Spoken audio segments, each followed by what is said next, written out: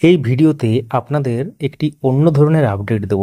সেটা হচ্ছে special educator নিয়োগ প্রাইমারি স্কুলে। এবং এই স্পেশাল এডুকেটর নিয়ে অনেকেই বিভিন্ন ভিডিওতে কমেন্ট করেন মাঝে মাঝে, সেই জন্য আপনারা এই ভিডিওটি অবশ্যই শেষ পর্যন্ত দেখবেন, তাহলে উল্লেখযোগ্য ব্যাপারটা জানতে পারবেন। এবং এই স্পেশাল এডুকেটর স্থায়ীকরণের উদ্যোগ নিয়েছে রাজ্য সরকার। হ্যাঁ, পুরো ব্যাপারটা আপনারা এই ভিডিওর মধ্যেও জানতে পারবেন। সঙ্গে থাকুন, দেখতে থাকুন। অবশ্যই চ্যানেলটিকে সাবস্ক্রাইব করে রাখুন, পাশে থাকা বেল আইকন প্রেস করে অল করে দেবেন, তাহলে ইম্পর্টেন্ট যে আপডেটগুলো মিস করবেন না। যারা ফেসবুক থেকে দেখছেন পেজটিকে ফলো করে রাখুন। তো মহামান্য সুপ্রিম কোর্টের নির্দেশে চুক্তিতে নিযুক্ত স্পেশাল এডুকেটরদের স্থায়ীভাবে নিয়োগের উদ্যোগ নিচ্ছে স্কুল শিক্ষা দপ্তর। হ্যাঁ, আপনারা ঠিকই শুনছেন। তারই অংশ হিসাবে জেলায় জেলায় এই ধরনের শিক্ষকদের সার্টিফিকেট দেওয়ার কাজও কিন্তু শুরু হচ্ছে।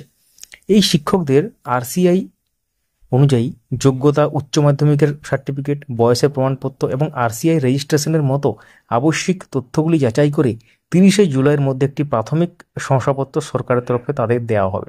এরপর শুরু হবে তাদের স্ক্রিনিং।